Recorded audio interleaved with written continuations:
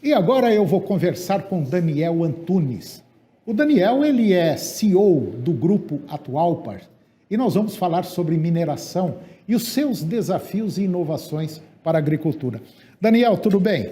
Tudo bem, tudo tranquilo, graças a Deus. Então tá bom. É um prazer tê-lo aqui no nosso programa para falar de um tema interessante. É um tema desafiador, que é a mineração utilizada na agricultura e, por incrível que pareça, nós utilizamos muita rocha na produção de grãos, né? Também. E como é que está isso aí? Como é que está o mercado? Esse mercado vem crescendo, né? Na verdade, é um mercado novo, fazem só... A gente começou meados de 2015 com o FMX, que o agricultor conhece mais como pó de rocha. Mas efetivamente as vendas nasceram em 2017 e nesses últimos 3 anos a gente praticamente triplicou o nosso volume de vendas. O que sinaliza para a gente que a gente está no caminho certo e que o agricultor também vem aderindo a esse pó de rocha como uso sustentável na agricultura. Daniel, eu queria fazer uma pergunta, porque tem muita gente que às vezes tem dúvida. A diferença entre o pó de rocha e o calcário. Entendeu? Porque uma coisa é uma coisa, outra coisa é outra coisa. Sim. Não é isso? Exatamente. Qual é a diferença básica entre os dois? Bom, a diferença básica é que o pó de rocha, ele trabalha em consórcio com o calcário. Na verdade, a gente poderia dizer que ele vem para complementar o calcário ou o calcário vem para complementar ele. Por que isso? Porque tudo depende da análise do solo. Dependendo da situação do solo, o calcário complementa o pó de rocha ou o pó de rocha vai complementar o calcário. A partir do momento que a minha análise de solo, ela exige, um exemplo, 30% de calcário, 70% de pó de rocha. No próximo ano, eu preciso fazer essa nova aplicação ou vai depender da análise do meu solo? Vai depender sempre da análise do solo. Porque parece que o pó de rocha ele fica mais tempo no solo, né? Fica. Do que o calcário. Do que o calcário, exatamente. E ele também vai depender do clima. Então, o pó de rocha ele tem uma qualidade muito grande, que é a absorção de água. Então, até por isso, ele é muito utilizado nos veranicos. Então, você aproveita ali a época de chuva e depois isso vai se estender no veranico também. Ele mantém ali o residual de água. Trocando esse miúdos, nós poderíamos dizer que o pó de rocha armazena mais água. Também, é uma das funções dele, é o armazenamento de água. Agora, o pó de rocha, ele vai agir da seguinte forma. Como ele fica mais tempo no solo, o ideal é você fazer análise todo ano, porque inclusive você pode diminuir a quantidade de pó de rocha que você vai aplicar. Não só pó de rocha, como calcário também. Como calcário porque também. Já começa a ter um equilíbrio no solo. No solo, exatamente. E aí você claramente tem um ganho tanto de custo como de produtividade.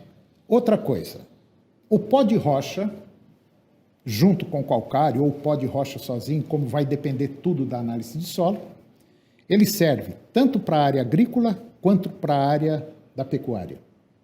Exato. Pasto e lavoura. Pasto e lavoura.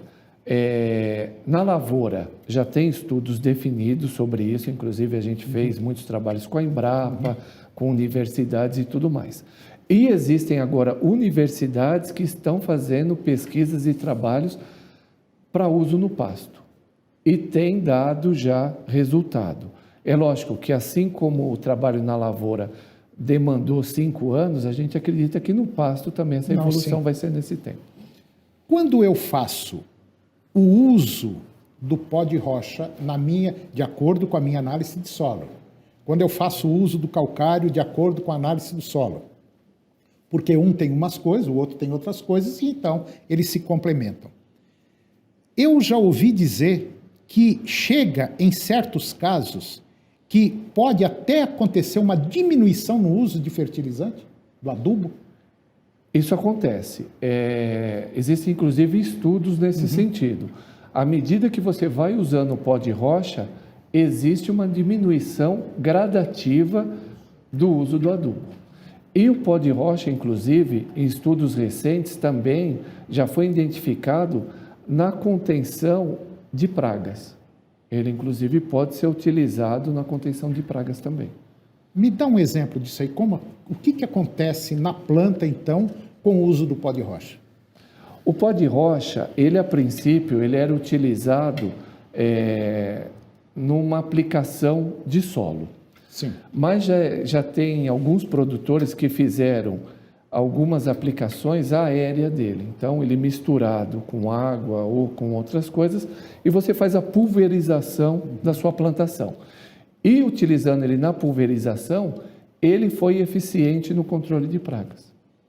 Provavelmente ele deve ter deixado a folha mais dura, mais alguma coisa assim, e o bichinho teve problema para comer. Teve problema para comer e tanto problema para comer como também uma reação no próprio bicho que ao consumir ou tentar consumir aquele material, ele se canibalizou. Entendi.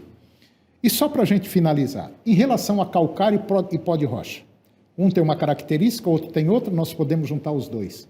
Em relação a preço, existe alguma diferença significativa entre calcário e pó de rocha ou está mais ou menos equilibrado?